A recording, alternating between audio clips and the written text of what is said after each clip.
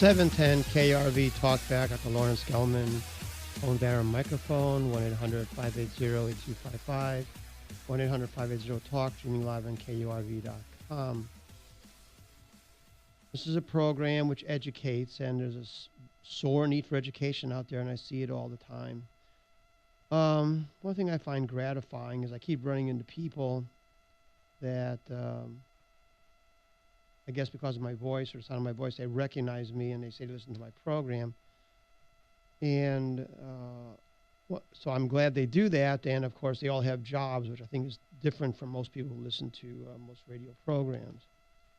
We're not here to try to be popular. We're just trying to educate, and we're not preaching to the choir. We're teaching the choir how to sing. And I think one of the things that I find problematic is the lack of logical thought out there. If you got something to say, you go ahead and say it. But at least have some thought behind it, not just some knee-jerk reaction. This is an educational program, and I consider myself being probably becoming more educated. I think I get the most benefit out of this program because in order to present the viewpoint, it requires study and the thing gets me to these other programs is it looks like they haven't given any thought whatsoever on either side. Either the moderator or the caller, they just seem to have some kind of knee-jerk emotional opinion without any facts behind it. And that seems to be, and they think that's good enough. This is my opinion, and that's worthy of being, that doesn't take any work, but of course I guess that's why they do, it doesn't take any work. I had this communication the other day from occasional listener, I guess. And it just shows you the lack of any kind of thinking. You send an email. There's no thinking here whatsoever. So we're talking about conflict in the Middle East.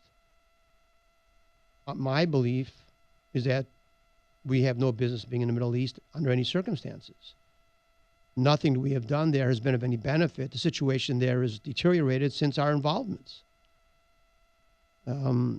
At one time, a number of years ago, I may have supported, let's say, taking out Saddam Hussein or something. But when you're a child, you think one way, and as you mature and you learn and you become educated, you become another way. So what gets me is sometimes you may have a certain belief at one or based on emotion or indoctrination. When you learn and you educate yourself, then you change it. So though I may admit that maybe a number of years ago, I may have agreed to, let's say, taking out Saddam Hussein, I certainly no longer feel that way today. I think our involvement in the Middle East is counterproductive.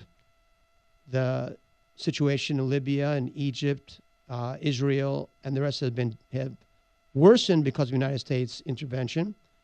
They're using our money and our weapons to kill each other. And I think the situation is far worse than it otherwise would be. And so we were talking about George Bush as being evil. Of course he's evil. Take either one. I mean, they both got us into unnecessary wars.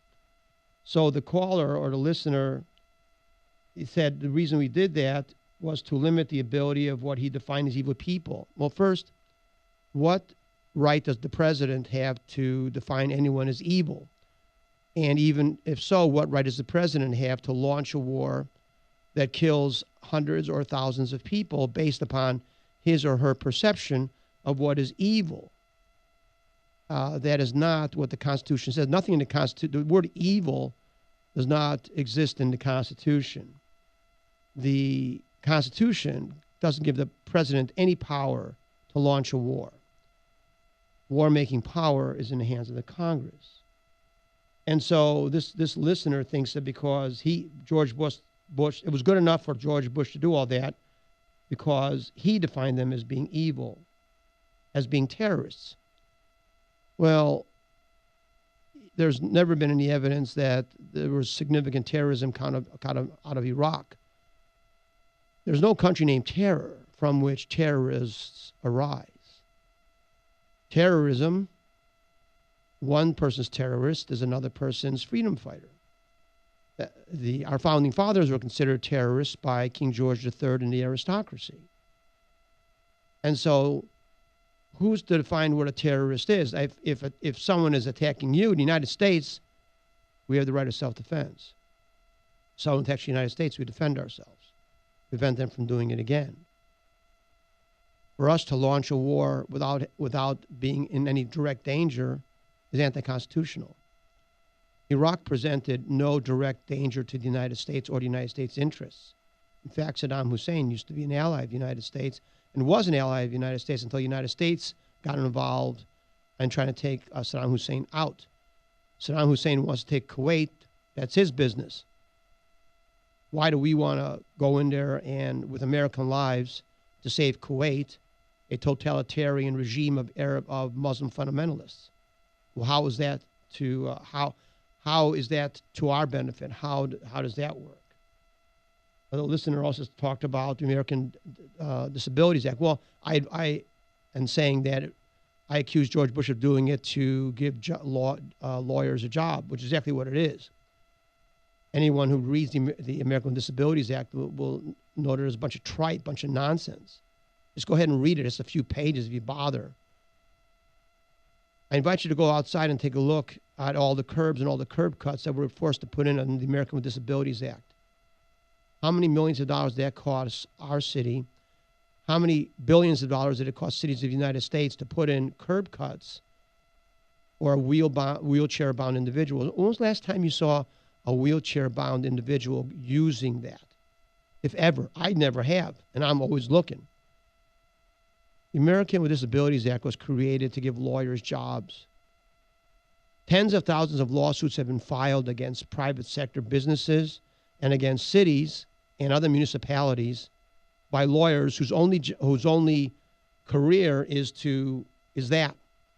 The amount of fraud associated with the American Disabilities Act is measured in the tens of millions of dollars.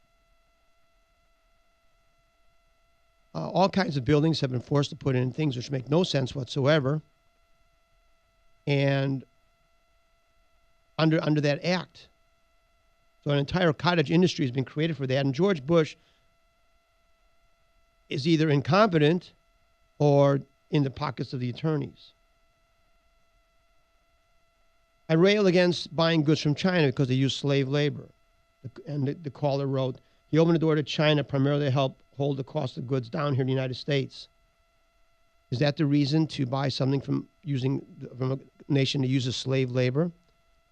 Because if we can buy goods less cheaply, then that's okay to support a country that uses slave labor and is a dictatorship and a tyranny. And then it uses our money to maintain their dictatorship and tyranny. What kind of logic is that? I mean, think about it for a second. Yeah, they use slave labor, but it saves us a few bucks, so it's worth so we can buy tennis shoes cheaper. It's okay to deal with a criminal nation. And then he says he did all of these things because they fall in line with his Christian beliefs. Really? Is that what a Christian is? A Christian buys from a slave laborer, someone that has slaves. That's what a Christian does. What happened to the Christians in Iraq when the United States got in there? The Christians in Iraq were perfectly safe under Saddam Hussein. Half the population has left. Ironically, much of them to Syria. They're talking about going from the frying pan into the fire. But what happened to the Christians of Iraq since the United States has been in there? And what's happened to the Coptic Christians in Egypt since the United States supported Morsi? Now he's gone. Who knows if he'll stay gone? So what's happened to the Christians in the Middle East since we've been involved there? Where are the Christians in Bethlehem under Palestinian control? Bethlehem used to be a Christian city back in the 1960s. Now there are very few Christians left. What about Lebanon? Lebanon used to be predominantly Maronite Christian country. Where are they now? The country, only about 35% of the population is now Maronite Christian. a lot of that problem can be laid directly on the doorstep of George Bush and other American presidents. But my question is, where are the Christians, and what happened to the Christians of Iraq? There used to be 700,000 or so. Now they're down to less than half since the United States intervention. We're a nation, our government is hypocritical. And then the final thing is all governments are bad. Of course all governments are bad. All governments are bad. Our government is bad too. Now our government, it was said that our government is, the founding fathers were good. Well, our founding fathers were good. But the country they created no longer exists because the constitutionalist country that they created has been undermined and sabotaged and destroyed by the United States government. And so what really is amazing to me is how individuals just give no thought whatsoever to anything that they're saying and seem to be incapable of attaching any logic and say the most outrageous things. But I guess that's why we have Barack Obama as president and Bill Clinton and George Bush and others, is that the level of critical thinking in this country is at in my opinion, is at an all-time low. Now, moving on to something else. I don't like to look at day-to-day things because Barack Obama's president today and he'll be gone. Bill Clinton was president and he's gone. I mean, what does it matter anymore what Bill Clinton is doing? So it's the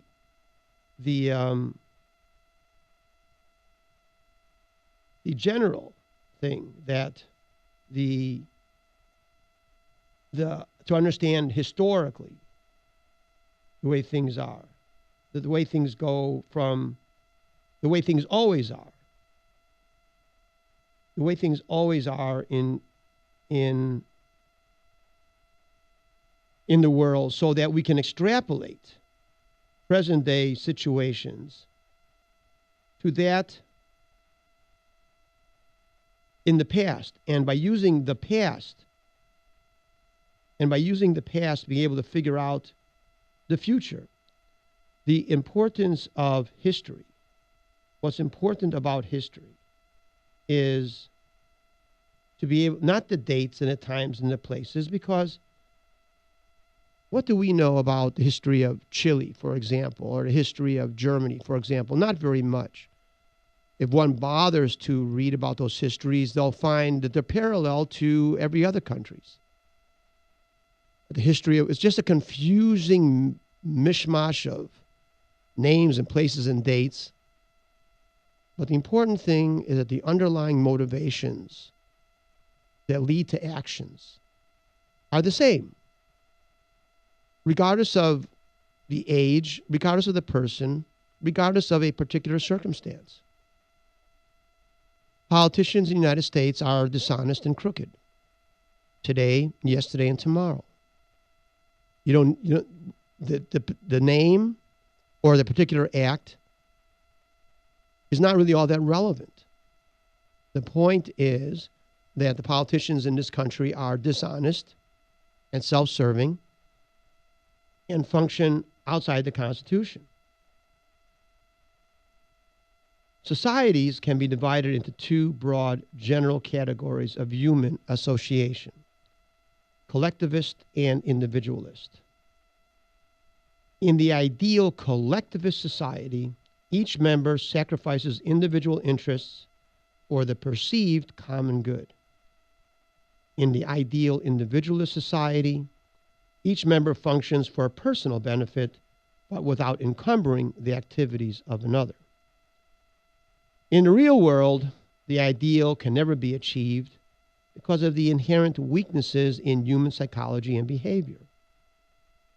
In the collective system, in practice, the members of the general population sacrifice personal interest, not for the true common good, but rather for the common good alleged by government, having been convinced to do so as a contrivance fabricated by government for its self-aggrandizement. The epitome of the collectivist model is the aristocratic one, as illustrated by the kings and queens' use in discourse of the personal pronoun we, the collective, predicated on the king and queen's singular representation of the entire population, where the function of the general population is perceived to benefit the aristocracy, which is the self-anointed representative of the nation. The imposed belief is one that what is good for the king is good for the nation. The collectivist government may be either nativist, arising from the native population, or alien, a government imposed by a conqueror. Those subjected to rule by an immediate conqueror are made aware of the obvious nature of the ruling regime's self-serving nature. However, in fact, much, if not all, of the world's regions today function under governments that took power through invasion from another region. This is difficult to discern, as historically over time, if the alien government maintains control for a generation or two, it becomes indistinguishable from and accepted as a nativist one. All countries today are populated by formerly invading powers. All countries. Nevertheless, the agenda of a government is essentially the same regardless of its origins. The populations under government function to serve the government. The general population is convinced in one form or another to sacrifice their personal interests through a process of government-inspired indoctrination, intimidation, and force. This equivalence in government behavior between one government and next is empirical proof that irrespective of origin, the purpose of government rule-making is to impose a system where the citizens function to benefit the political and elite class. Societies based on an individualist philosophy in practice are also not ideal. The society cannot function while all its members equally independent. This environment occurring once again as a consequence of human vice. A superior authority is created to organize the common defense against outside invaders and to provide mediation for any internal conflict. Thus, the individual society gives up some of its liberty by handing over these functions to a superior authority. Nevertheless, once this government is established, the days of the individualists are numbered. This is a consequence of the natural functioning of government, which is nothing more than the manifestation of the psychology of those in government, as those who enter politics do so almost exclusively with the intention of controlling the lives of others. Politicians, and hence government, is never satisfied until that control is complete. For exactly this reason, societies based on individualist philosophy do not presently exist. If they ever did exist in the past, it was of short duration. Once a government is put into place, inevitably, individualism is sacrificed upon the altar of the public welfare.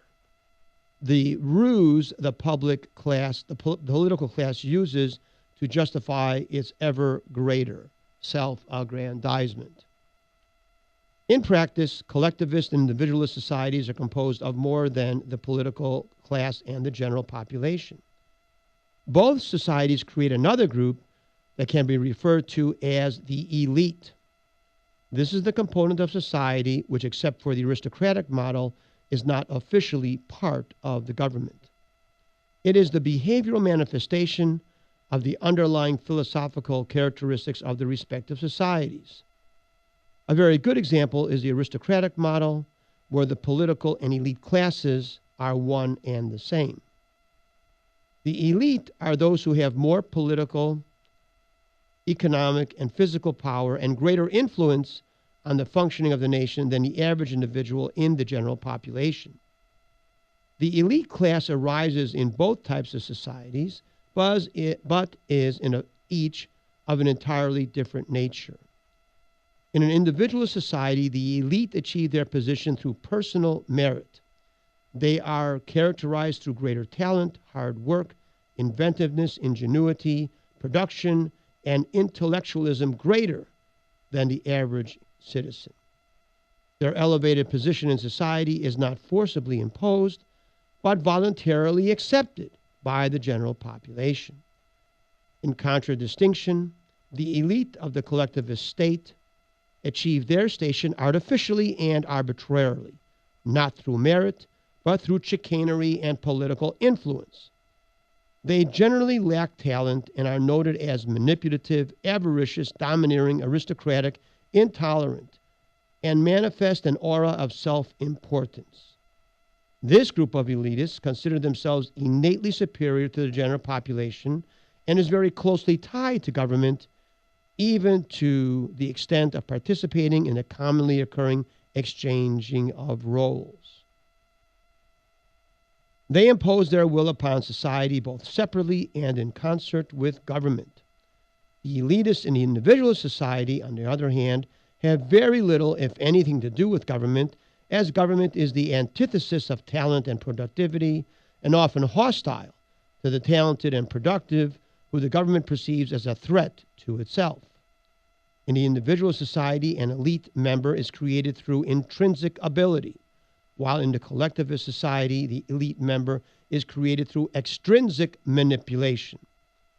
In the collectivist society, the elite work hand and glove in manipulating governance to their mutual benefit at the expense of the general population.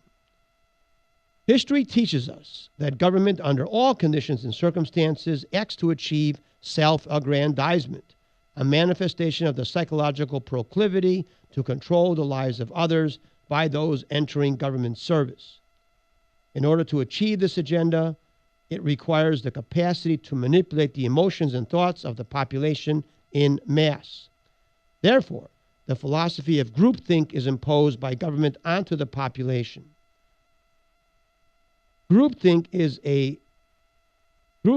a psychological term meaning a deterioration of mental efficiency, reality testing, and moral judgment that results from in-group pressures.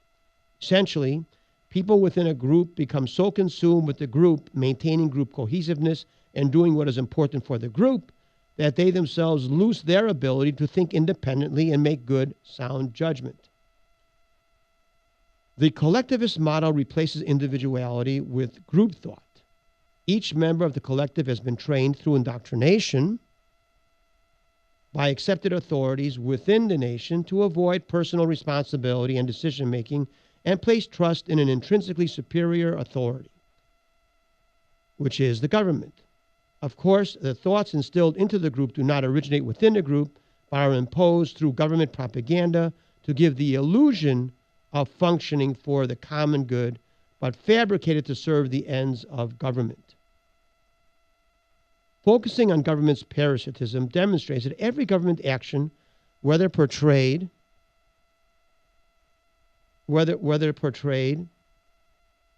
as for the common defense or some other good of society, is always self-serving, as these actions function to transfer authority and power from the people to the government. Convincing the population to accept this state of affairs is accomplished through indoctrination by a pervasive pro-government propaganda campaign disseminated via the dupes and collaborators in the system of education, the church, and the media. The necessity of the general population's sacrifices is portrayed as a civic duty for the good of the nation. Yet, despite government's incessant drumbeat of doing good, all the great evils perpetrated by man, war, mass murder, slavery, and genocide, are inherent to and require the collective. No individual, no matter how magnetic the personality and depraved, could commit any such acts without the collective. The collective carries out the desired goals of the government, no matter how horrific, always managing to justify its actions as for the good of the nation, as determined by the government. Individualism is often misrepresented as wanton behavior driven by egocentricity. A society of individualists is more properly characterized by one where the individual, instead of government, accepts the responsibility for his or her own life. The truly great achievements of mankind are due to individualism, invention, discovery, ingenuity, and artistic achievement. Only the individual mind, unencumbered by the conformity demanded by group mentality, can accomplish such results. A society of individualists is physically incapable of making war, instituting slavery, creating concentration camps, or committing genocide. For example, when speaking of great art, one attaches an individual's name to each work, while when speaking of war, the names of nations are attached to each circumstance.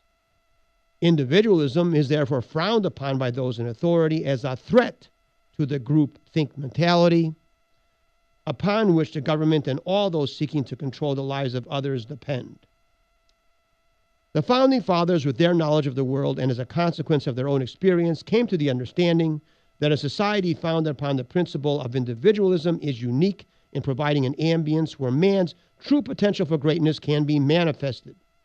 This principle of society based upon individualism was, and still is, the opposite of the prevailing opinion that nations are best managed through a collectivist model. The government should prevent the unjust breaching. The Founding Fathers disagree with the prevailing notions and believe that proper government should prevent the unjust breaching of the boundaries of one's freedom by another entity. They concluded that the functional norm for governments until then was actually improper and the source of that breach. The newly created society would therefore be grounded in the principles of individual freedom, liberty, and independence. Thereby, this belief became the motivating ideology of the Founding Fathers and the Revolutionary War. The testament to the genius of the Founding Fathers was their ability to take the organism of government, whose very nature, break, okay, let's get it. That's fine. Okay, break. 7 and KRV, talk about Dr. Lawrence Gelman. I was off in my reverie, but we'll come back and try to reconnect after this break. 7 and KRV, talk about Dr. Lawrence Gelman, back after the short break.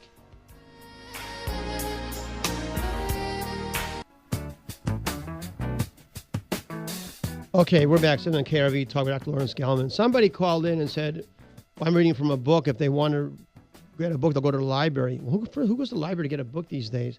This is my thoughts. I mean, I've written them down. That's true, but they're complicated. You're not going to find this in it. This is mine. I wrote it. What's wrong with you?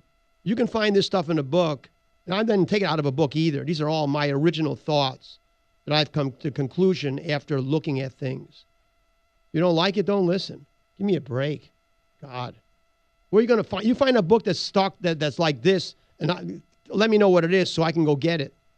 These are my thoughts, and they're complicated. So unlike most radio commentators, I respect my listeners, and I want to do things correctly and properly and well thought out, and not just some stupid comment on opinion based on emotion. If this stuff if you don't like it, don't listen. But this is the way. This takes a lot of thinking. It took me a long time to put this down. I've been working on it for over a week. It's not even that long. But to get it right, to get something right, it takes time and diligence. So fine. Huh, boy. The testament to the genius of the Founding Fathers was their ability to take the organism of government, whose very nature, historical precedent, and tradition is centered on the principle of self-aggrandizement by means of the incorporation of the collective model, and then redirect the mechanism of government to function as the protector and defender of individualism. The Declaration of Independence, illustrating the distinction, says in defense of individualism, we hold these truths to be self-evident, that all men are created equal, that they are endowed with certain unalienable rights, among which are life, liberty, and the pursuit of happiness. Then, in reference to government's legitimate function, to secure these rights Governments are instituted among men, deriving the just power from consent of the governed. And when government deviates from this ideology, it becomes illegitimate, and therefore, that when any government becomes destructive of these ends, it is the right of the people to alter or abolish it. The Founding Fathers thus replaced the collectivist king's we, predicated on one or a few representing all, to the constitutional individualist we, in we the people, predicated on each person's representing his or herself. This was truly revolutionary. Achieving this architecture of governance, the Constitution assigns obligations to government of a dual purpose: the action of guaranteeing individual rights and a constraint of any government exertion of authority beyond those powers specifically enumerated. Unfortunately, but predictably, as it follows historical precedent, these principles of governance have been replaced by those of collectivism through the sabotage of the constitutionalist machinery that the Founding Fathers had put into place. As examples of the collectivist mentality, where the population has been convinced to sacrifice personal interest for the national good, are the government programs such as the personal income tax, Medicare, Medicaid, public education, Social Security, and food stamps. The Supreme Court being generally accepted in its unconstitutional role of assuming interpretive power over the Constitution, the fabrication of the constitutionally non-existent presidential order, the creation of autocratic, arbitrarily functioning agencies, such as the Environmental Protection Agency, and the endless wars and acts of imperialism initiated by government. All are products of collectivism and the groupthink philosophy imposed by government and disseminated by their dupes in the media, system of education, and is anti-individualist, formulated to increase the power of government. Defeating an enemy requires first, the enemy be identified, and second, the courage to enunciate the name of the enemy. Name the enemy, name the devil. After all, denouncing the king as an autocrat was an act punishable by death. The enemy of independence is collectivism engendered by an autocratic government. Fortunately, we have it a bit easier than the founders, for they were up against a historically legitimized autocracy, whereas the people of our nation should recognize that the government is functioning unconstitutionally and is thus illegitimate and illegal. We have a call here. Scott, 7 and KRB, thanks for calling. What's your comment? Good afternoon, Doctor. What you just said right now, isn't that true? This country's been operating not using the Constitution for a long period of time now, not just during just this administration, but way, way back. Yes, sure, of course. Yes. And isn't it true that basically what the problem is in this country is these politicians, we all know they're corrupt. I mean, there's no doubt about it because the way they're operating, they're running this country as a business. And we're just a poorly run business. It's a business, and it's profitable for them, but not profitable for us. We're the ones that are paying for it. That's the whole problem right there. We're nothing more than slaves. You've got it. You've hit it right on the head. All governments. You know what? The military is nothing but their security for their big business to keep us from taking it away from them, because they're the ones that are making all the money, not us. All our money's going to people that are like us, slaves, and they're slaves of the government. And the government, as long as they're paying them, they're free this and free that. They know they're not going to turn on them, just like the old slaves. Slaves back during the Confederate War, Civil War, they weren't going to turn on nobody. They were happy. They had shelter, food, water. They were real happy they were at. Right. What happened we're being treated the same way. Well, what happened with the slaves that when they were first captured in Africa by fellow tribesmen, the kings or the leaders of the tribes that were subjected to being sold as slaves, they were all killed. This baloney that this nonsense of these blacks were kings and came over as slaves, a bunch of baloney. The kings and the leaders were killed, and then the rest of the people sold off as slaves. Then any slave that was independent and recalcitrant was either killed or died off. They couldn't procreate, and so they created a population of slaves, not only physically but mentally. And the proof of that is, and over a couple hundred years, they selected out those, all the ones who were independent, tried to run off and got killed, or died of starvation out in the wilderness, and so what they did is they magnified those who were most subservient. That is why when the Emancipation Proclamation was proclaimed by Abraham Lincoln, he did so in the middle of the war, because what he anticipated was that they would rise up in rebellion. But you know what they did? Nothing. Because they were like those people in Louisiana during Katrina, sitting on the bridge waiting for the government to help them out. I mean, can you imagine doing that? I mean, let's imagine you, Scott. I imagine if over at the island something had happened and you were stuck on the bridge. I don't imagine you sit on the bridge waiting for someone to come and drop you water from a helicopter. You'd probably try to make your way out somewhere to where you could be, get what you needed to get, rather than sitting on a curb waiting for a big brother government to come and bail you out like those people did in New Orleans. Well, that's the slave mentality, exactly as you have said. So, but the purpose of government, among other things, is to make us believe that they're necessary. But what is government necessary for? I'm going to tell you something else, Scott. I've come to the conclusion, the United States has been in perpetual war for 70 years.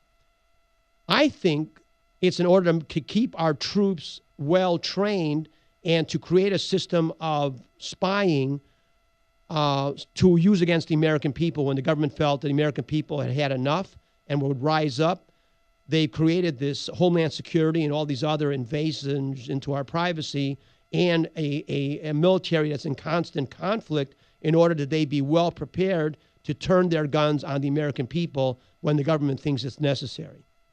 Yeah, and if they don't have to turn their guns on us, they take the most feared part of the government, the IRS, and put them down on us and make our life so miserable we wish we were dead. Well, I don't know about wishing we were dead, but you are correct. They can. Look, this government, if they don't like you, they can make life very, very miserable for you. You're exactly right, which makes us like any other government. Our government like any other government. The fact of the matter is, the government doesn't care really too much where it spends its money. Beyond taking care of itself, really doesn't care where the money goes. That's why there's so much fraud and corruption. The importance of the government is to weaken you and me, to take away our wherewithal so we will be weak against the government. Because the more economic power one has, the more political power one has. The personal income tax and all of that is created specifically to weaken the American people so we'll have less political power. One other thing you were talking about earlier, you said, these politicians, they come and they go and they're gone and that. Well, I just want to know, how come Bill Clinton's still getting $17 million a year on speeches, and where's that money coming from? Well, why can't the Clintons just go away? Well, why doesn't Jimmy Carter go away? Democrats don't like going away. But the fact of the matter is, for practical purposes for you and me, Bill Clinton no longer is of any relevance. But everything that he did, every nasty thing that he did, we're still paying for. Let's look at George Bush. George Bush is gone. George H.W. Bush is gone. George W. Bush, they're gone. But the mess they got us into in Iraq and the Middle East, we're still paying for. They're out there in their ranch or in Maine or over here in Crawford, and they're having a good old time. They're not, they're fine and dandies. The rest of us who are still, if you can imagine what George Bush did back in 1990, whenever, what he did now 20-some years later, we're still paying for. We'll be paying for what George H. Bush and George W. Bush has for the next 50 years. And what you were talking about Kuwait earlier is because these guys were such big buddies and made so much money off oil from their buddies in Saudi Arabia, another terrorist outfit that our politicians just love. They needed the waterway there in Kuwait, and Saddam Hussein was taking Kuwait over, and he was going to charge the Saudis some money to go through there and some oil to go through there, but they didn't want to pay for it. So the buddies George H. Bush and George W., since it was best, of course, their interest, exactly, which is the dollar, went ahead and brought the military over there to run the Saddam Hussein out of there. The best thing that we could have done, these guys are inept. Politicians are inept and can't see beyond their nose. The smartest thing to have done would have been not only to let Saddam Hussein keep Kuwait, we should have allowed him to take over Saudi Arabia. then the United States would have had an ally, nice guy, bad guy. He would have been an ally. We would have had, and we would have gotten rid of those damn Saudis over there, which are the biggest funders of terrorism in the world. And but Doctor, would it have been just easier to let, because Bin Laden was lined up there defending Afghanistan and Saudi Arabia. We would have just left him alone. He would have done the job for us, and we would never had 911. Yeah, but Saddam Hussein. But let me tell you, Saddam Hussein was our buddy. And if Saddam Hussein was in Saudi Arabia, he would never have allowed Osama bin Laden. He would have knocked off Osama bin Laden. Why? Because he wouldn't have wanted to break that alliance with the United States. So I can assure you 911 never would have happened except for George Bush. If Saddam Hussein or whoever would have followed him would have been in charge, think of the situation, how much better off we would be and how much better the Christians of the Middle East would be. You know, Saddam Hussein protected and did nothing bad against the Christians. What are the Saudis? How many churches are in Saudi Arabia? How many priests and bishops are in Saudi Arabia? What happens if a Christian goes to Saudi Arabia with a Bible and tries to hand out Bibles? What happens to that person? And that's what George Bush did to us. They're taking Catholics and Christians right now in Syria and beheading them, and they're killing Christians in Syria and Lebanon. But who's beheading right now? In Syria, who's beheading them? The rebels that the United States is supporting. That's our friends that Obama supports big time. Because Assad, no matter how nasty a person this might be, did nothing against the Christians and allowed them to live their lives without any problems, allowed them to practice their religion and allowed them to live their lives. The beheadings, and you notice they never say who's doing it, the beheadings are being done by the rebels that the United States and Western Europe is supporting. If just like Morsi was trying to knock off the Coptics in Egypt, if the rebels take over in Syria, they're going to get rid of the Christians over there. I think, we have to be able to discern an enemy that is someone that maybe we don't like, but is better for us against someone who's we don't like that is bad for us. But Barack Obama, in his heart and soul, is a Muslim. And he believes in the Islamic Caliphate. He believes in the 12th Imam. He does.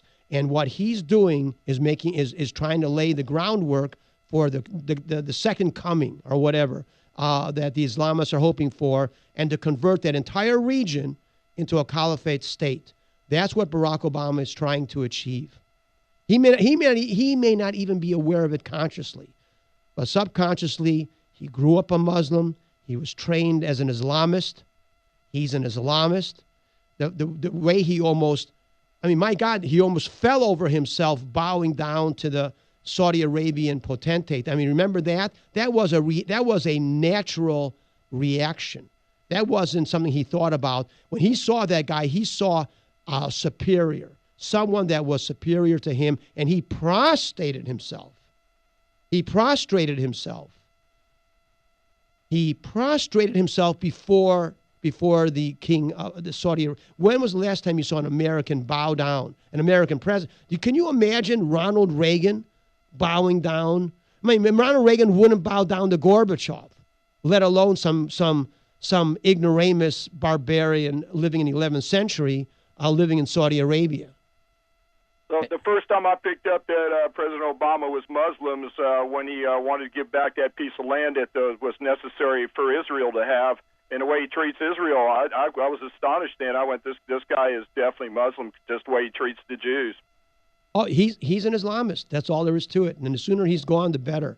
Just 2.5 more years and we'll be rid of the guy. Well, look, he's trying to cause, he's the one that started this racial problem that's in Florida. If there was 2 black guys or 2 white guys, we wouldn't even hear about it in the state of Texas. But thanks to Eric Holden, Department of Justice, and President Obama, and, of course, Jesse Jackson and Sharpenson, they've turned this into a racial agenda for themselves. They're causing chaotic reaction to it within, and they're trying to incite it even in Florida. But they're trying to cause it throughout the entire United States. 50% of the murders in the United States are committed by blacks, even though they account for only 12% of the population. But when a black person rapes and murders a white person, no one gives it a second thought. This deal with Zimmerman is such a joke, and now they're all worried about the blacks rioting. What is this? What kind of a country are we living in here? and the media and all that. This guy Zimmerman, he made a mistake. He should never have gotten involved. But the thing is that there's no question in my mind that this Trayvon Martin was the instigator of the assault. Okay? He did it. He attacked, and this guy, he defended himself, and unfortunately, he was armed. Because if he hadn't been armed, he probably would have had his head smashed in. But then not a word would have been said, would it? Not a word would have been said.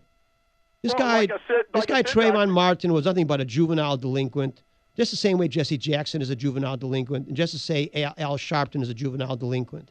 So birds of a feather.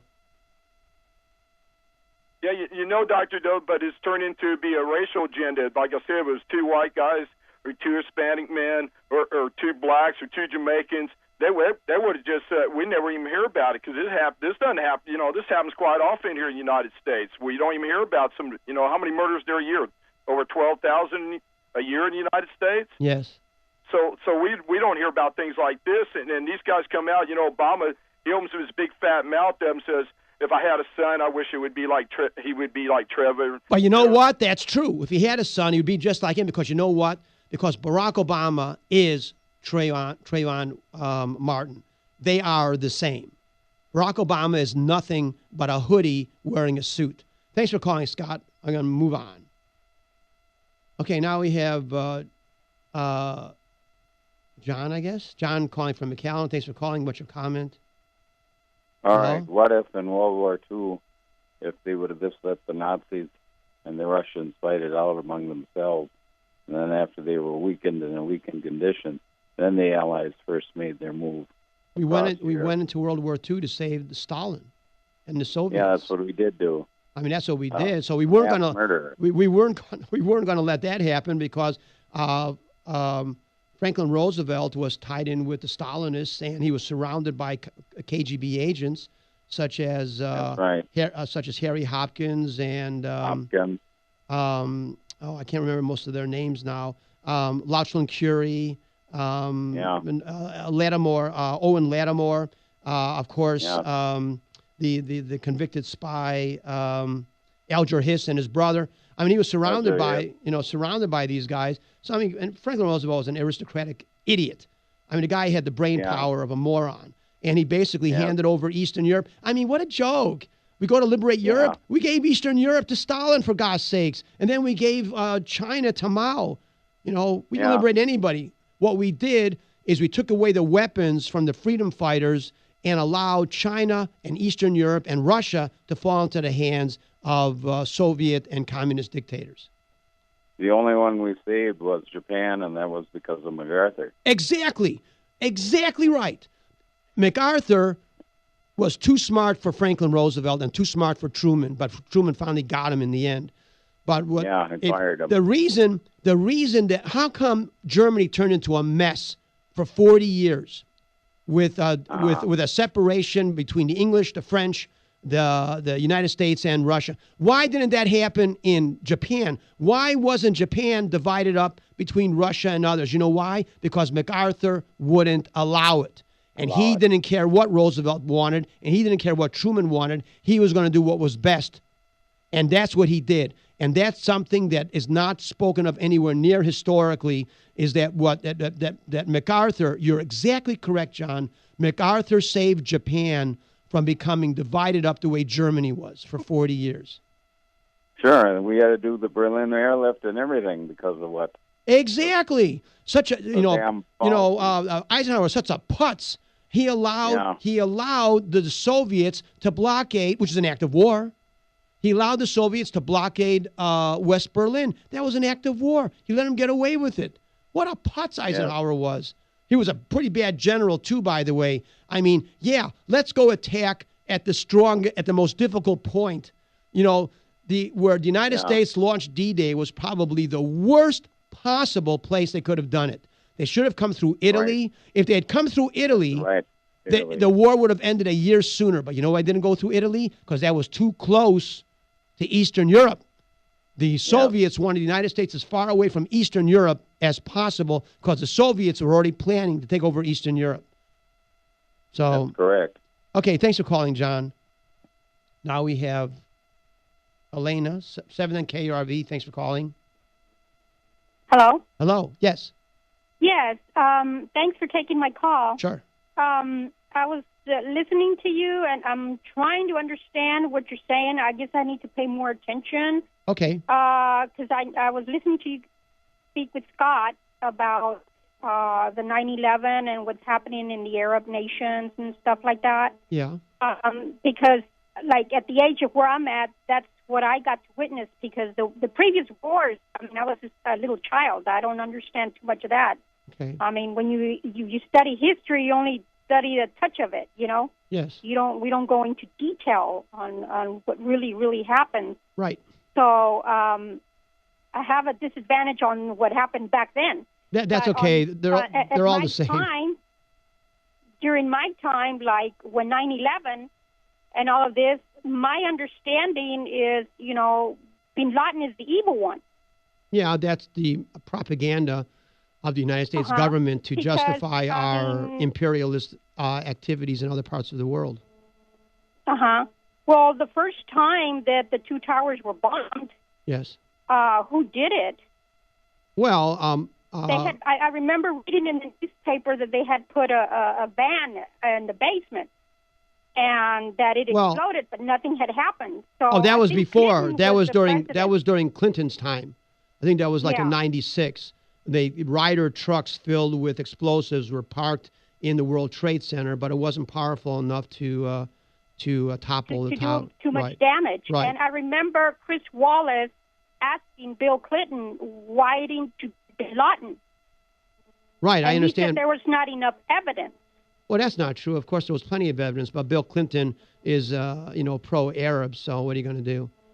So I mean, it's like, and then when I heard about when President Bush Sr., the first president, when he went into Kuwait, I was watching a program in PBS where they were talking about how Hussein wanted to unite all the Arab nations together. That's how I understood, and he invaded Kuwait. Well, I don't think you unite all the nations together by invading one, but I have to go. Started off with Kuwait, no? Yeah, but he didn't get any further, and then he got pushed back. I have to go to a break. You can stay on our call back. 7 KRV, Talkback, Dr. Lawrence Gelman, home of the Iron Microphone.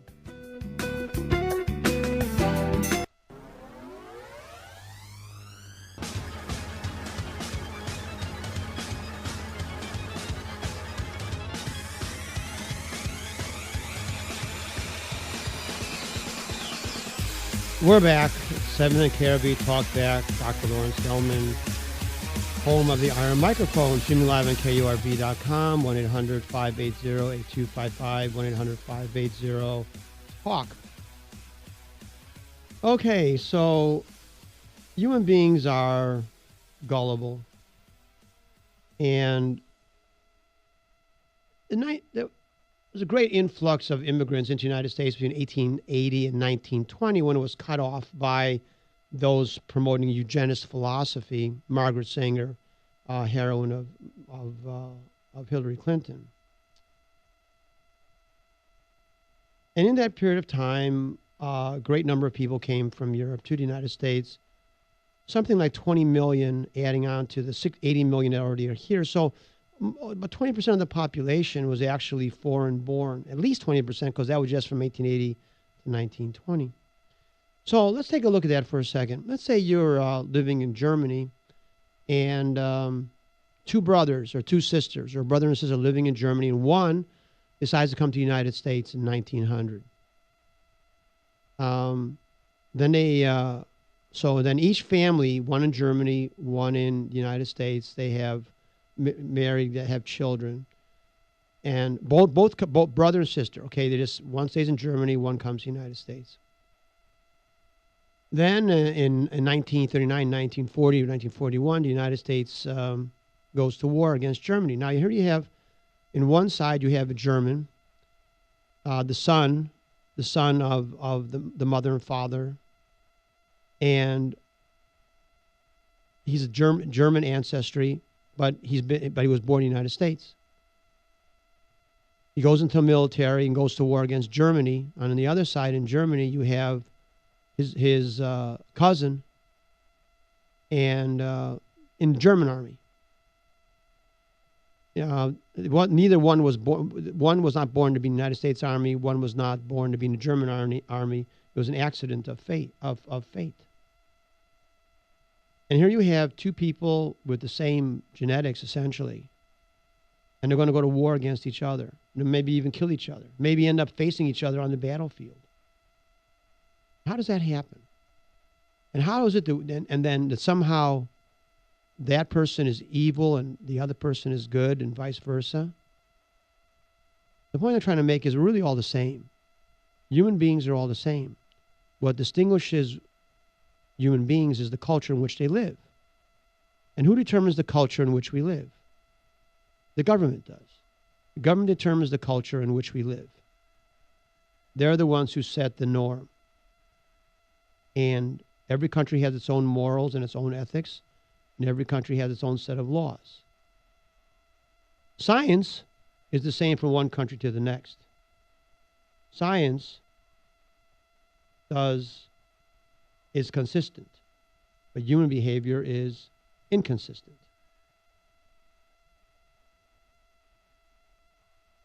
This is evidenced by our history. The laws of physics and of science, the structure of atoms, are the same regardless of what country you're living in. But the laws, morals, and ethics of every country is different. And that means they're arbitrary. It means they're not fixed. And so we are gullible and easily manipulated by government. So government creates our enemies and creates our friends, and does so not to the benefit of the nation, but to the benefit of the government. What is the purpose of our government, of all governments? The primary purpose of all governments is a defense, a national defense. That's a prime directive of all governments. A defense against what? Against other governments. So the only reason to have a government is because the other country has a government. So we're stuck with our government because to protect us from other countries' governments. Now, the people going to government are all the same. A mobster in the United States is no different than a mobster in Russia. Mobsters are mobsters. Politicians are politicians. And they're all the same. So why would we think that the politicians running the United States government are somehow better than the politicians running the government in any other country? Well, they're not, because they're all the same. The only difference between one country and another is the culture of each country, which is arbitrary, inconsistent, and changes over time, obviously.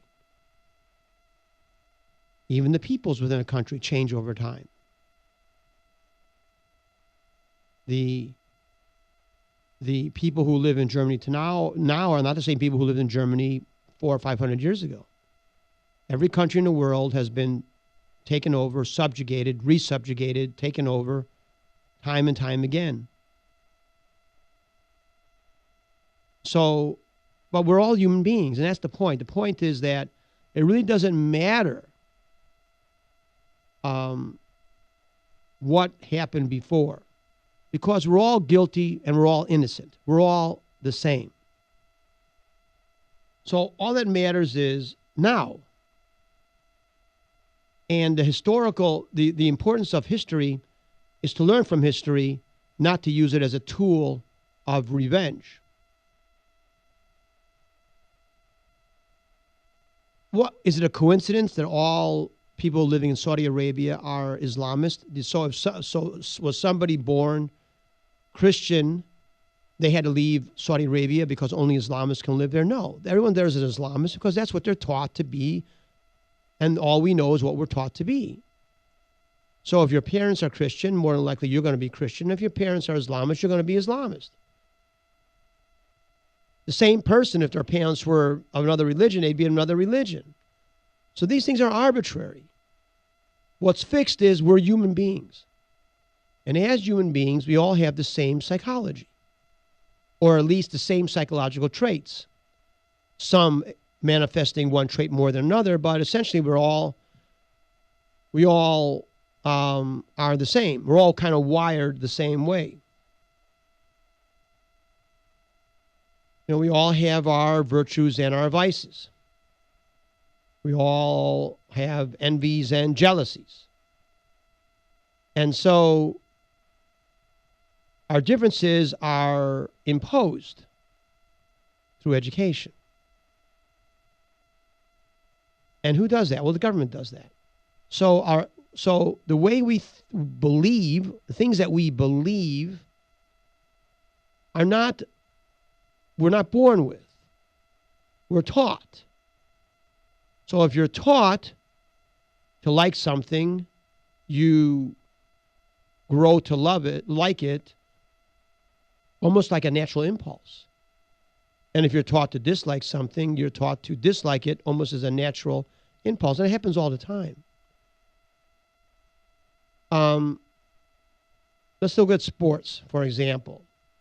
If you grow up in Illinois and you're a Chicago Cubs fan, you see the uniform of a Met, of a New York Mets, and you have an instinctive dislike for it because that's the way you've been educated. That's the way you've been trained. If you look at people in a stadium going crazy, that's not innate human behavior. That's learned. That kind of emotion, the basis of that emotion is learned behavior. It's because if it was not learned, why you behave that way. Let's look, for example, okay, you're a baseball game. It's the Cubs against the Mets. You're in Chicago, and the Cubs are winning. Exciting game. You're jumping up and down. If the Mets are winning, you're sitting in your seat. Go to New York, put the Cubs and the Mets over there. It's exactly reversed. Why? But let's make it the same game. Let's make it exactly the same game, and go to a bar in Chicago. Cubs are winning. Everybody's jumping up and down. In the bar in New York, everybody's sitting in their chair. All of a sudden, the Mets start winning. Everyone in New York is jumping up and down, and in Chicago, they're sitting in the chair. Exact same game. You're watching the exact same game. Why is the response so different? Is the person in Chicago, most people in Chicago were born there. Did they choose to be born there? No. So they were born there. And therefore they were all culturized to Chicago. The people in New York, they were born there. They were culturized to that. And so the fans, they're not basing their following of a team because of any particular part of the team, and because they're born there. If you're born in Pittsburgh, you will follow the Steelers. If you're born in Chicago, you follow Chicago Bears. You were not born a Chicago Bear fan. You were not born a Pittsburgh Steeler fan. You became that through education. You were taught to become that. And you came to believe, and it's so ingrained, that education has become so ingrained that you accept that as if it was natural. But it's not natural. It's learned. When we look at another nation, our response to people in another nation is a learned response. We may never have any contact with anyone in another nation. Now, in World War I, the Americans were taught to hate the Germans. There were Germans in the United States.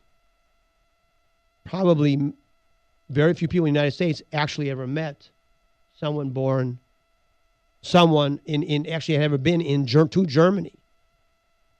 But we were taught to hate the Germans based upon an indoctrination process and propaganda by the United States government.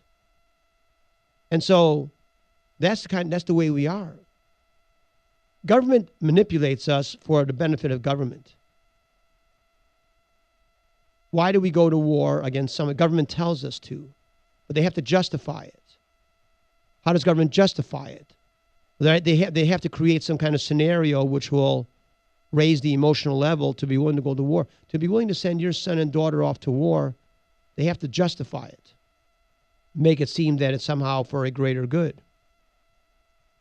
And so you're willing to risk the life of your son or daughter based upon what the government wants to do.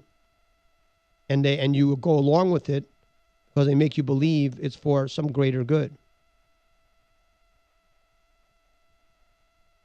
We need to understand that we're all human beings and we're all the same. Now, in the United States, we were talking about a little while ago murder by blacks and things like that.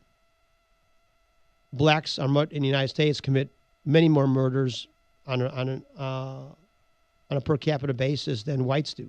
Does that mean blacks are more violent naturally? No, not at all. But they've grown up in a culture in which violence is more a part of their life than in the white population. But who created that culture? Are we saying that blacks have some kind of different culture naturally than whites or Asians? Well, that's nonsense.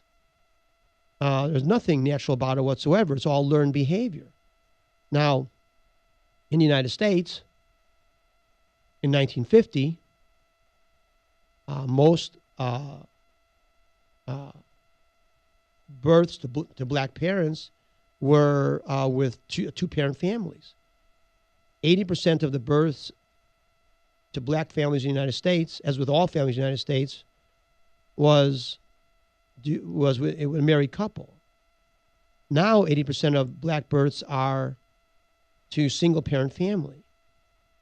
Well, that has a real effect on an individual. If you don't have the role models you need, if you don't have, then you go off on another path. Now, it is shown that the educational levels, not 100%, of course, but the educational levels of those in single-parent families, doesn't matter what color, and the economic level tends to be lower than with children born living in two-parent families. That's just the way it is. And that's understandable because it's much harder to have a viable family with just one parent than it is with two. If the mother, if you have a single-parent family and the mother has to work, then who's taking care of the child? If the mother doesn't work, is on welfare, well, then you grow up in a welfare environment where you're dependent upon the state. All of these things have psychological ramifications. Now, the government has created the problem in the black community in the United States by creating a psychological dependency upon government welfare. So the blacks in the United States are now psychologically dependent upon government. That's what government wants. So the government created an environment of rewarding out-of-wedlock pregnancy. In the United States, the government rewards out-of-wedlock pregnancy through Medicaid, through welfare, through food stamps. Being unemployed, being uneducated, being out of wedlock is rewarded. And what happens when something is rewarded? You get more of it.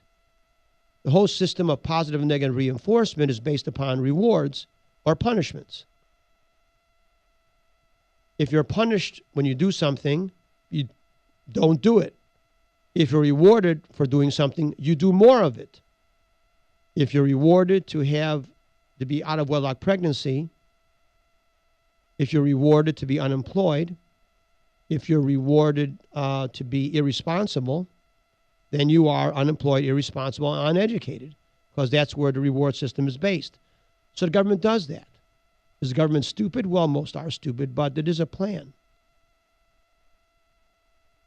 If government exists on dependency, the more dependent the population on government, the better the government likes it, because it gives more power to the government. If you're dependent upon government, that gives power to the government over you.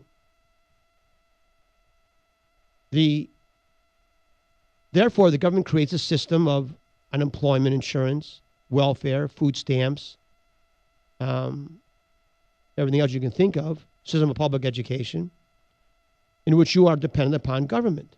Therefore, you support government because you're dependent upon government. That's the way things are. That's the way government likes it. And that's every government. Every government. The people who go into government are of a certain psychological type, and that type is people who want to control the lives of others. There are people who want to control the lives of others. They get off on it. The same way people want to be famous or whatever.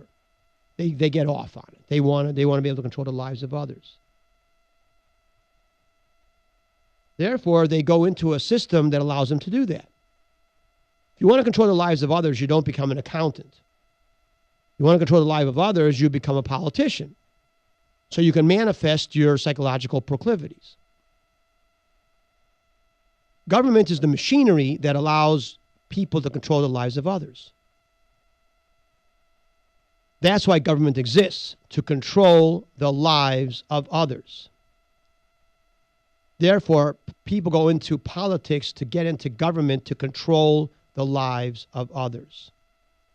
If your goal is to control the lives of others, then what you want is to control the lives of as many people as possible.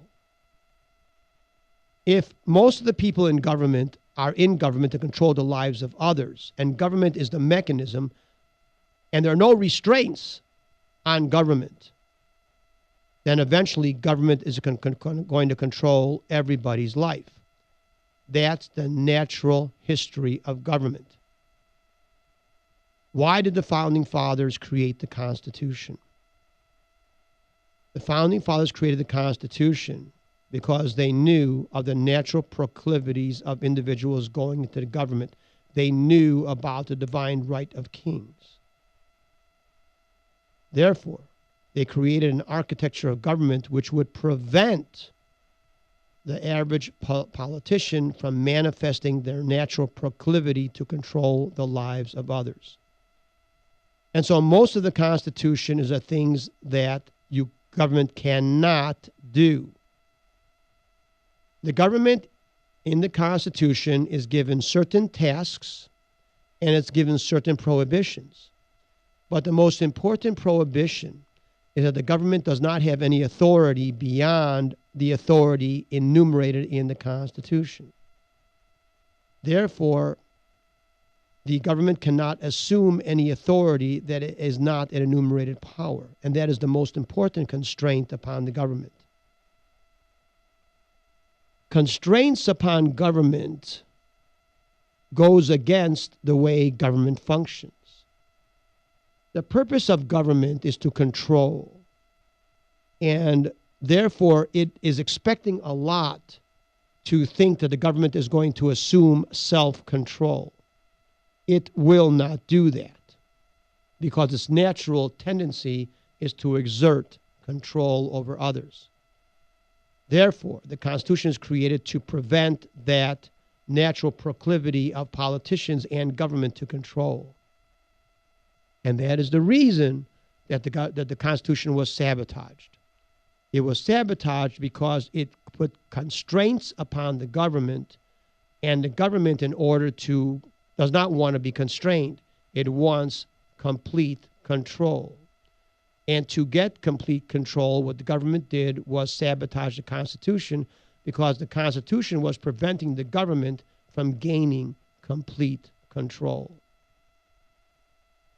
The Constitution was sabotaged through, over time, not overnight, but over time, through Supreme Court decisions and legislation, through propaganda and indoctrination. Let's take a look at the Supreme Court. The Supreme Court reaches decisions every so often on important issues, and the country waits with bated breath to see what the Supreme Court is going to do, because upon that legislation is based. Is that what the Constitution says? No. There is a legislative process in the United States, And that process includes the Senate, the House of Representatives, and the President. Guess what? The Supreme Court is not involved in the legislative process. Isn't that interesting? The Supreme Court is not involved in the legislative process by the Constitution. Yet all these laws are brought before the Supreme Court, Roe v. Wade decision, many other decisions brought before the Supreme Court determining the law of the United States. Where in the Constitution does the Supreme Court have the authority to be involved in the legislative process? It doesn't have the authority. How do we know that? Well, we have the Constitution itself, which doesn't give the Supreme Court any authority over the legislative process. We also know that the Supreme Court has no authority to act within the states themselves. The Constitution says the Supreme Court only has authority, and the entire federal court system only has the authority to intervene in actions between states and between the United States and foreign powers. It has no authority to determine issues within a state. Yet it does so every single day. Now let's look at it logically. Would the Founding Fathers have created well, first of all, the Supreme Court has no defined number.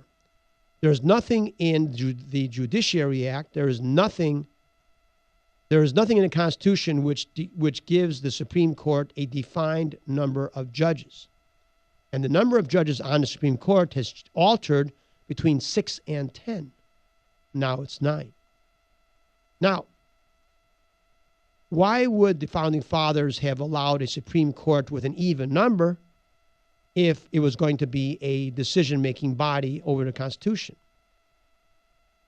In the legislative body of the Senate, which is an even number, they have a tie-breaking mechanism, which is the Vice President of the United States, that can break a tie with his vote. In fact, the only time the Vice President can vote in the Senate is when there's a tie.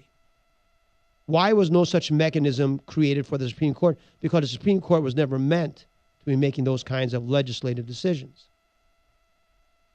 Think of it also as, would the Founding Fathers that went to war to free themselves from a king in England, and to free themselves from an aristocracy, and to free themselves from autocracy, would have created a system where a single person can determine the legislative fate of the nation? In a 5-4 decision on the Supreme Court, a single individual determines the legislation of the entire United States. Does that make sense? Does it make sense that the Founding Fathers, who said no single individual can control the nation, and therefore we will not live under a king, we will live free, would that same group of people created a document and a system of governance that would allow a single individual, not elected, appointed by a president of a particular party, and then seated by the actions of a particular party in the Senate? How likely is that the Founding Fathers would have created a system based upon that type of absurd formulation? Okay, we have Sam calling for San Benito, 7 KRV. Thanks for calling. Good afternoon, Dr. Gelman. Good afternoon. Hello? Yes, I'm here. Go on. Yes. Okay. Yeah, I was just going to say, the more I listen, the more I come to realize that at the point where we're at, I'm just more and more convinced that, this is never going to change until at some point there's going to be some sort of a breaking point, I guess. And, the reason that our Founding Fathers, developed the Constitution and everything is because they were trying to get away from, they were breaking away from a tyrannical situation, from a tyrannical government. They met their breaking point, so that then they developed the rights that we have now. And unfortunately for us, in a way, I shouldn't say unfortunately, but none of us, at least not myself and people that I know, ever grew up in a straight out tyrannical government. We've been under a government with constraints thanks to the Founding Fathers, thanks to the Constitution, so that we haven't met a breaking point. And so the more I listen and the more I think about it, because of the nature of government, it's not going to happen by legislation or by voting or anything like that. at some point, I guess there's going to be some kind of breaking point, and that's a sad reality for me now. I mean, to think about that, Well, you have a good point. If you look at the history of the world, most governments are of recent origin.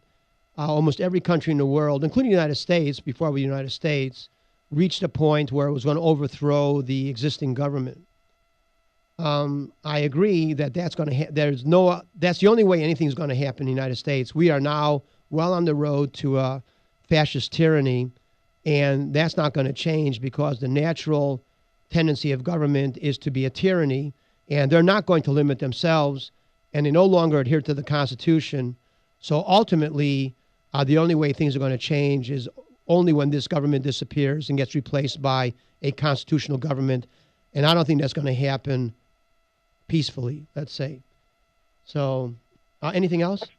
I guess that's the part that kind of course, when you have small children like myself, you have a family, and, you don't want a future for them where they're going to go through some sort of or I don't know. You don't want them to be slaves, do you? You don't want them to live? No, I agree. That's what I'm saying. No, of course not.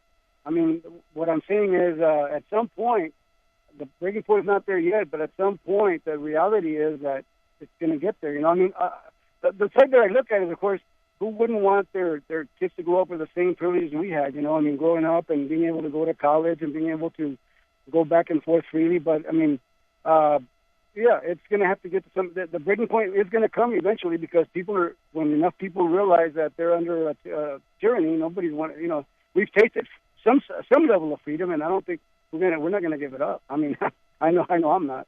Okay. Thank you again, Dr. Gelman. I appreciate it. Okay, thanks. I'm going to take a break. Southern KURV, Talkback, Dr. Lawrence Gelman, home with an iron microphone. 1-800-580-8255, 1-800-580-TALK. Be back after this short break.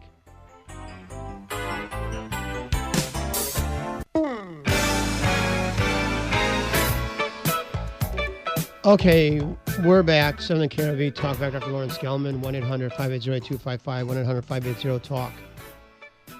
1-800-580-TALK. Question about my book. Well, it's essentially done, but I've sent it off to a couple. It's interesting. These things, writing techniques, I'm not a professional writer.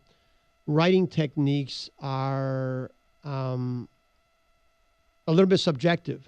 And I've sent off my book to a couple different editors just for their, as far as structure. And I take what I like and I discard what I don't. But like, for example, in the book, which is essentially done, it's still off of it's still off of the printer, but I've sent it off the printer a couple of times because I've had to revise it, not the contents, not like there was a mistake or something, but simply in trying to make it read well. Now, for example, one of the editors I sent it off to, and, it's interesting that not all the editors think exactly the same way, which I find also, I thought it'd be more rules, but I guess everybody has a little bit of different taste. For instance, when you say the word this is related to something. So I was just doing this because I was referring to the previous sentence or previous paragraph. And one said, you should say this belief in God, for example. It's not just, you have to, what does this refer to? So I agreed with that. I thought, that actually makes it sound better and also makes it clear what you're referring to. Well, that meant I had to go back throughout the entire 600 pages of the book and thank goodness for Office, for Word, where I can highlight every time the word this shows up and then determine whether I need to clarify it. So things like that, where it's not like a particular change or something, but it's just kind of a stylistic deal. Well, then you have to change that style, that change style has to be consistent throughout the entire book. Like for another example, let's say you want to write the 15th, and you have the TH. Some people have the TH the same size as the other letters, as the numbers. Others have it in superscript, what they call superscript, where it has little letters high off the baseline and up like a little attached at the top to a number. So I kind of like that. But I had it the other way. And so I have to go through every time there's a number, like the 10th, the 11th, the 8th, the 5th, the 1st, something like that. I had to go in there and redo the script. So to make it superscript. So those kind of things are kind of like, but I think, I'm not a professional writer. And so I want to make this thing as good as possible. And so I'm just finishing up those little things. And then when I finally have all that done, which I think I'll have it done by tomorrow, I'm going to send it off to the printer. It takes them about 2 weeks. I know I've said that before, but I sent this thing off to the printer back last October, assuming I was done. And now we're in the middle of July. And so it looks to me, now I've said this before, so I can't guarantee it, but I do believe that I'll be ready to hand these things out sometime in the first week in August, because I think I'm going to be done with all these little changes, because I have to go through, just go through all this stuff, and it's kind of laborious.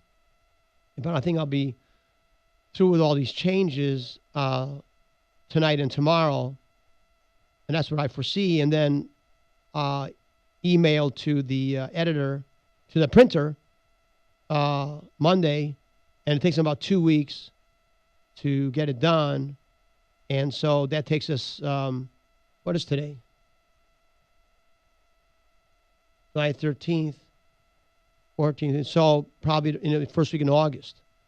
So believe me, I wanted to get it out there before the United States collapses and it all becomes a moot point. So, in August. So I mean that's the plan right now. So only a year after I thought it was done. All right, so that's that situation with the book. Now back to this this other stuff. So you have government and culture and all of that, and how we are made to believe that something is natural, which is actually not natural at all, but indoctrination. When you're brainwashed, you don't know you're being brainwashed, because that defeats the entire purpose, doesn't it? The purpose of being brainwashed is to be truly believe what you've been made to believe without doubt. And it's a process the government goes through, brainwashing you to make you believe the government's important. Brainwashing you to believe that the Germans are evil, and then Germans are good. And then the Russians are evil, and the Russians are good. And all these governments play these little mind games, and they're all the same, because people going into politics are all the same kind of people. That's why they get along so well, don't they? I mean, don't they party just great when they're all hanging out together, wherever they hang out together? Because they are the same psychology. They're competitors, that's true. But they're really all like ball players that compete on the field. But after the game is over, they all hang out together in the same bar. So they're all the same. Politicians are lowlifes. They are the scum of the earth. And I don't want to hold anything back here. Say, well, why do you say that? Well, okay. Let's take a look at criminals. Criminals are bad people, aren't they? But what defines a criminal? If someone goes into criminal behavior in one country, it may not be criminal behavior in another. So the action of the criminal may be different, but the psychology is the same. Anyone wanting to be a criminal, it really doesn't matter what the act is particularly. It's what's important is that this kind of person wants to be a criminal in society. So all criminals have the same psychological makeup, whether they're criminals in Germany or the United States. Now, there are some criminals who are really not to say really bad people. I mean, obviously they have wives and husbands and children. They love their children, I imagine, the same way a non-criminal loves children. Hitler loved German children, Aryan children. So the politicians are basically bad people because their goal in life is to control the lives of others. That makes them bad people. That's the people who have slaves, that's what they want, to control the lives of others. So politicians are bad people for the most part. Not 100%. Sometimes someone goes into government in order to undo what politicians have done. Ronald Reagan is a perfect example. Ronald Reagan was a president who said, get the government off the people's back. Compare that to Barack Obama, who says government will dictate to you everything that you do in your life because government knows more than you. But Ronald Reagan was not your typical politician. In fact, he was different than your average politician. That's why all politicians don't like Ronald Reagan. They admire his success, and they're envious of the love the nation had for Ronald Reagan. But why did the people love Ronald Reagan? Because Ronald Reagan was of and for the people, like the founding fathers. Compare that to the self-serving Barack Obama, George Bush, and Bill Clinton, all of whom are basically bad people because they want to control the lives of others. So most politicians are bad people. They also tend to be egomaniacs, which is why they can't learn anything. Anyway, we have, what is this? We have a call? Yes? Okay, Zeke calling from Weslaco. 79 KRV, thanks for calling. Thanks for calling, Zeke. Yes, sir, Dr. Gelman. I know you're the teacher of, of us conservatives, so we can learn how to talk to those who aren't. I got a question. If somebody, like we're talking about the founding fathers, something that everybody always brings up is, well, they had slaves. So how do we counteract when somebody wants to disregard what the founding fathers were like, and they say, yeah, they used to be slaves, so they're pretty bad? No, I understand that, but human beings have weaknesses, okay? Even the greatest of human beings have weaknesses. What we look at with the founding fathers is not the way they lived their individual lives, but at the work that they created. For example, you may have a great artist who's done great paintings, who may not have been the nicest of people, but we accept the work of art as a standalone. In other words, if you go look at the Mona Lisa, for example, and you like it, you're not really thinking, it's really not important whether Leonardo da Vinci was a good guy or not a good guy. You look at the work. The founding fathers were human beings. Some had slaves, some didn't. And remember, they're products of their time. Right. But we need to look at their work and their philosophy and what they said. When the founding fathers created the Constitution and the Declaration of Independence, they didn't say, we're doing this to preserve slavery. No, they said, we believe all men are created equal, endowed with unalienable rights. Isn't that what they said? Isn't that what we all believe in the United States, that we're all created equal with unalienable rights and that the government is to protect those rights? So whether Thomas Jefferson was a slaveholder or not is not relevant. If you don't believe that the Constitution or the Declaration of Independence is correct or there's something wrong with it, then then enunciate the opposition there. If you don't believe all men are created equal, then fine. Then say why.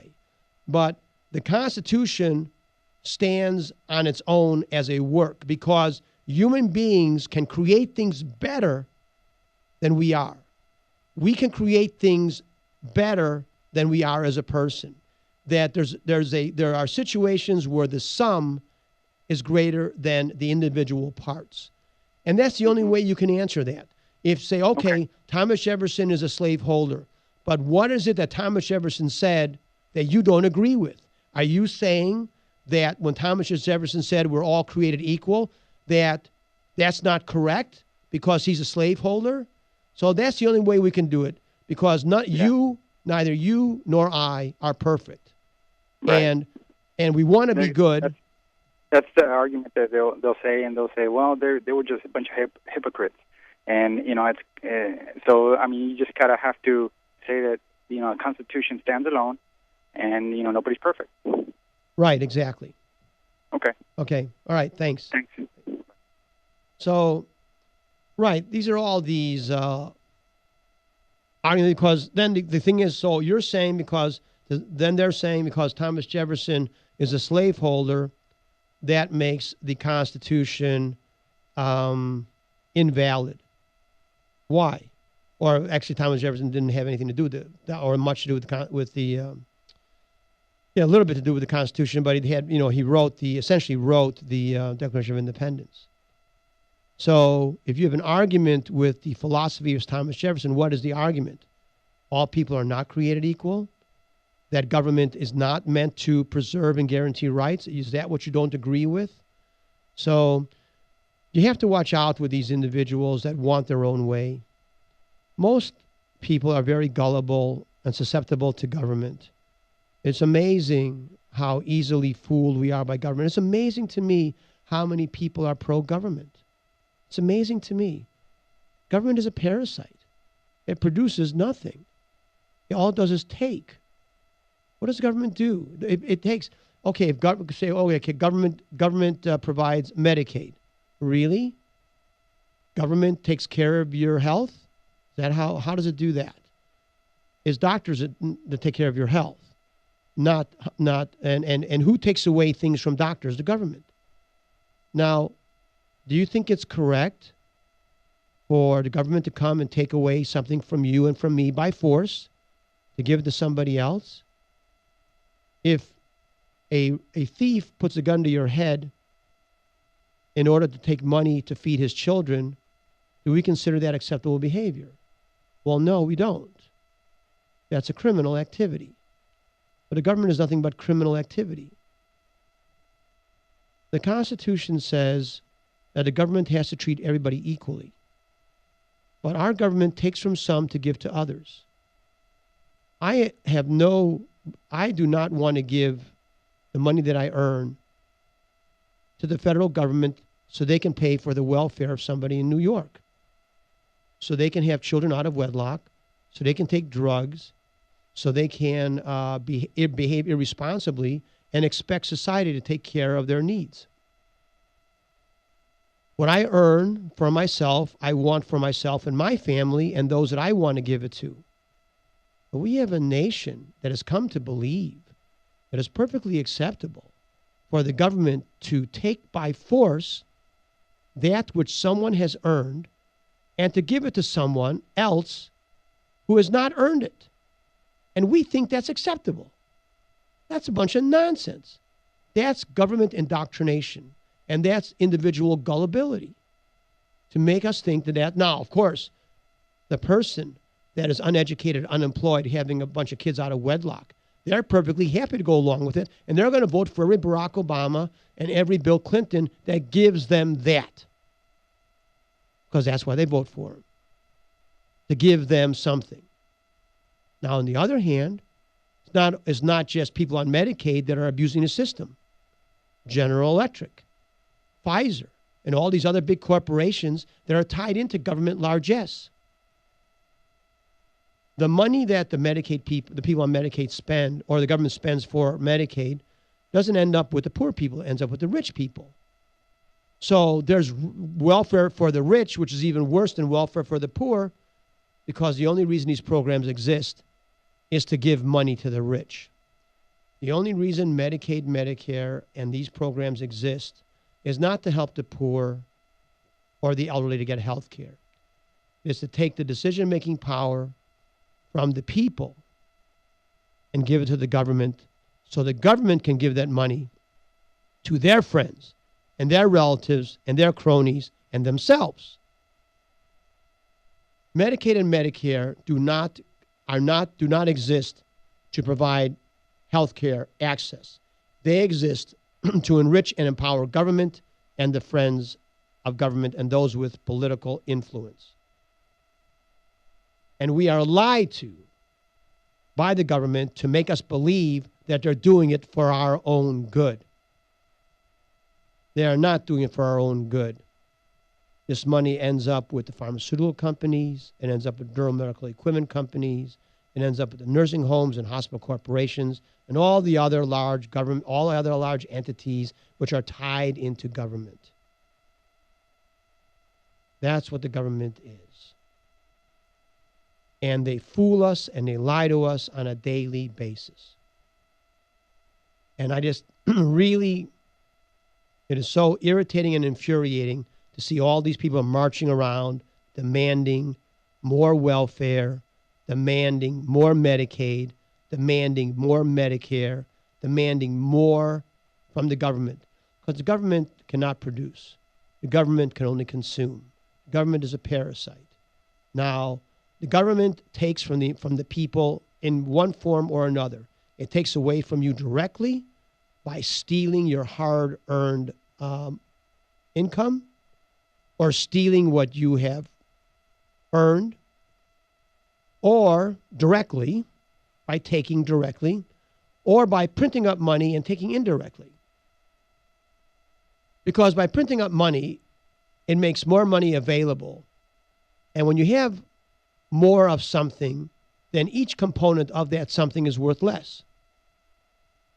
If you have one thing, it's worth something. But if you have 100 of the same thing, each one is worth less than if it was only one.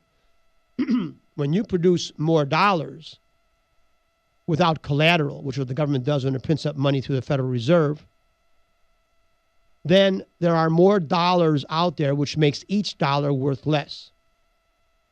Therefore, if you have a property which is worth $100 at one time, but now there's a lot more dollars out there, your property is worth less, and therefore you have to get more. You have to increase. Is worth if there's only $100 out there, and you get $100 for your property, you have the whole thing. But if the government then produces another $100, all of a sudden the $100 you have is obviously worth less. If you have the only $100 in the world, then that's very valuable because you're the only person with money, and therefore anyone with anything to sell has got to come to you for your dollar. However, if another $100 is produced and given to somebody else, now you're competing with the other guy for that product, and instead of having to give $1 to buy whatever you're going to buy, now you're going to have to give $2 or $3 or $5 because there's somebody else competing against you. The price of bread. Look at the price of bread now compared to the price of bread in 1910. I was watching, if you watch these old movies, I watched this old movies, I forgot the name of it. It was with Cary Grant. He was building a house, a mansion, essentially, out in New York somewhere. And it was going to be, it was something that he wanted to do. He was successful in his career and therefore wanted to build this great house, that he deserved to have this great house because he had worked hard for it. And so they're out there building this great house. And in the movie, which is, I guess, from 1930s, somewhere in 1930s, I think, he says he knows that it's a great expense. He's building this very large house out in this idyllic pastoral environment. And he does so because he wants to spend the money. So in the movie, it says he knows that building this thing is of great expense. It's going to cost $15,000. You can't buy an outhouse now for $15,000. You can't build a garage for $15,000. Now that same house is $1 million. So all of you who think that you're making more money, you're not making any more money. You're playing with fool's money. So now, when a steak used to cost 50 cents, now costs $5. That's what the government has done to your money. It has stolen your money directly and stolen it by making everything that you have worth less. That's it for today. 7 and KURV, Talkback with Dr. Lawrence Gelman. Be back next week with more education.